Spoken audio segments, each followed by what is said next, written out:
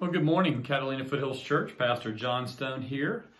In our Advent season, we are taking a break from the Psalms, and we're working through really the coming of Christ in Matthew, which is a familiar story, but always worth revisiting. In Matthew 2, we see where after Jesus was born in Bethlehem in Judea during the time of King Herod, Magi from the east came to Jerusalem and asked, "Where is the one who's been born King of the Jews? We saw his star when it rose and have come to worship him." When King Herod heard this, he was disturbed, and all Jerusalem with him. When he had called together all the people's chief priests and teachers of the law, he asked them where the Messiah was to be born. "In Bethlehem, in Judea," they replied, "for this is what the prophet has written. But you, Bethlehem, in the land of Judah, are by no means least among the rulers of Judah, for out of you will come a ruler who will shepherd my people Israel." Then Herod called the Magi secretly and found out from them the exact time the star had appeared. He sent them to Bethlehem and said, "Go and search carefully for the child. As soon as you find him, report to me, so that I too may go and worship him." After they heard the king, they went on their way, and the star they had seen when it rose went ahead of them until it stopped over the place where the child was.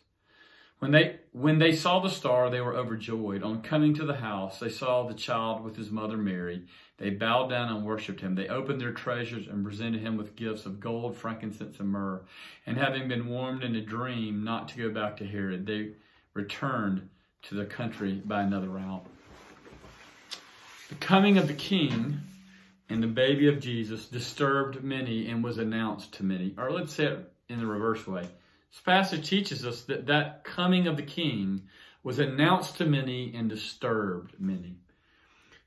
We take this story for granted, the star in the east, and in so many of our manger scenes, there's a star, here are the Magi. But it's remarkable because God was announcing to all nations.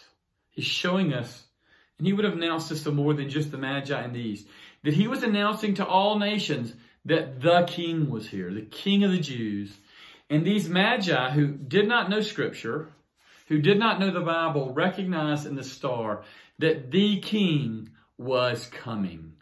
And he was worthy of their worship and of all their gifts. This ought to be a conviction to us. These Magi, these who had not been raised in Judaism, who were not familiar with the Scriptures, who had seen this star, realized the king has come.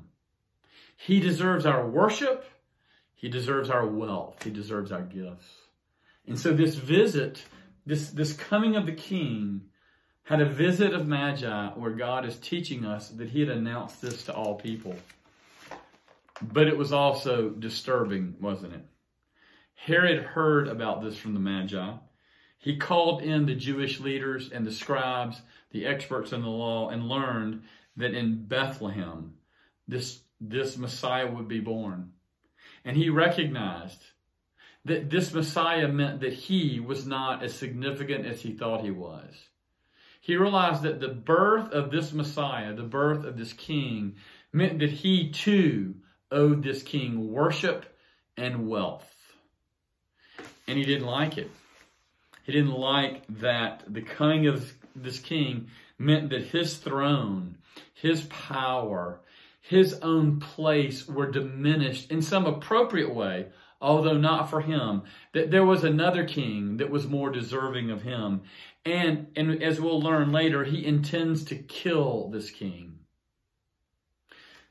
Which is interesting that even as a baby, Jesus is forcing people, crown me or kill me.